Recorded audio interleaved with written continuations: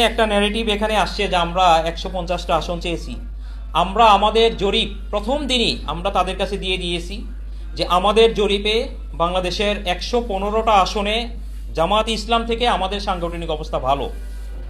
আরও 42টা আসনে আমাদের বক্তব্য ছিল যে এইখানে আমরা জামাত ইসলাম কাছাকাছি বা কম বেশি কেউ হইতে পারে, কিন্তু বাংলাদেশের বাস্তবতা, ওলামায়ে কেরামদের অবস্থান, দেশের স্বাধীনতার অবস্থান ইত্যাদি নিরিখে আমাদের বক্তব্য ছিল এই আসনগুলোতে আমরা ভালো করতে পারবো, কিন্তু আপনাদের জন্য কষ্ট হবে। এটা ছিল আমাদের জরিপ, যেটা আমরা তাদের কাছে তুলে ধরেছি। কিন্তু এর বিপরীতে তারা বলল যে তারা থার্ড পার্টি দিয়ে তারা জরিপ করাইছে। আমাদের এখানে বড় কোশ্চেন হলো, আমাদের জরিপ আমরা আমাদের সাংগঠনিক চ্যানেলেই আমরা তৈরি করছি, আমরা স্বীকারও করি যে এটা আমাদের সাংগঠনিক জরিপ, এটা আমরা তাদের কাছে দিলাম। তো তাদের যেই জরিপ, যেটা থার্ড পার্টি জরিপ, আপনারা সবাই জানেন থার্ড পার্টি জরিপ তার মানে জামাত ইসলাম আমাদের বাহিরে ভিন্ন কেউ করছে। এই জরিপ তো জাতির সামনে প্রকাশ হওয়া দরকার ছিল, কিন্তু যখনই আমরা তাদের কাছে চাই তারা বলেন এটা সিক্রেট, এটা দেওয়া যাবে না।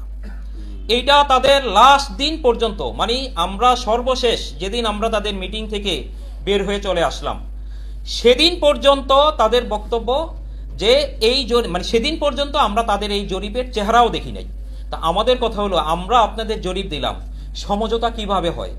আমরা তো জানি আন্তর্জাতিক দেশসমূহ দুই দেশের নেতা যখন একসাথে বসে তাদের সমঝোতা স্মারক হয়, এটা তো দুইজনের মিউচুয়াল আন্ডারস্ট্যান্ডিংয়ে একটা স্মারক তৈরি হয়। তো আমাদের সমঝোতার আসন সমঝোতা ছিল এরকম যে তারা আমাদেরকে 40টা আসন দিবে, এবং আব্দুল্লাহ মোহাম্মদ তাহের বলেন আমি অনেক রিস্ক নিয়ে আরও 5টা আসন বাড়াইছি, এর বেশি আমাদের দেওয়ার কোনো ক্ষমতা নাই। আমরা বললাম এটা কার সিদ্ধান্ত? বললো এটা জামাত ইসলামের সিদ্ধান্ত। তো আমি সাংবাদিকদেরকে প্রশ্ন করতে চাই যে সমঝোতায় যখন আমরা বসবো, জামাত ইসলামের একতরফা সিদ্ধান্ত তারা কি আমাদের উপর চাপাই দিতে পারে? বিষয়টা শুরু থেকে একদম শেষ পর্যন্ত এরকম ঘটনাই ঘটছে। আরও একটা ঘটনা, আমরা প্রথমে বেশ কিছু আসন বিন্যাস করে দেখা গেল, কথার কথা আমরা 51টা আসন আমাদেরকে দেয়া হয়েছে। বরিশাল বিভাগের বরিশাল জেলার টোটাল আসনগুলো আমরা হেল্ড আপ রাখছি। আমরা আশা করছি যে এখান থেকে হয়তো কমপক্ষে 5টা আমরা পাবো যৌক্তিক বিচারেই। তারপরেও প্রায় 53-54টা আসন ছিল যেটা পরবর্তীতে আমরা সমাধান করব। কিন্তু আবার আরেক মিটিংয়ে যে ওনারা বললেন যে না, আপনাদের সাথে আমাদের সমঝোতা হয়েছে এই পর্যন্ত 31টা আসনে, অথচ এই 51টা আসনের ডকুমেন্ট জাতির স্বার্থে আমাদের কাছে সংরক্ষণ আছে, তারা যেটা আমাদেরকে ওকে করছে। তো এইভাবে পুনরায় যখন শুরু হইল, আবার শুরু থেকে নিয়ে আমাদেরকে 37টা দেওয়ার পরে আবার আমাদের বয়ান শোনা যে আপনাদেরকে আরও লাগবে, আপনাদের তো অনেক দেওয়া হইল। অথচ তখনও আরও যেই যৌক্তিকভাবে যে আসনগুলো আছে সেগুলার সংখ্যা যোগ করলেও আমরা 70-এর কাছাকাছি চলে যাই।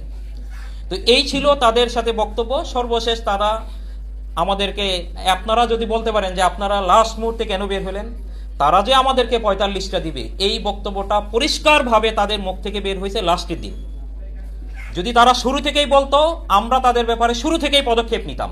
কেন আমাদেরকে তারা যৌথ মিটিংয়ে আমাদের সাথে যে সিদ্ধান্ত হয়েছে যে 4টা মূলনীতির ভিত্তিতে আসন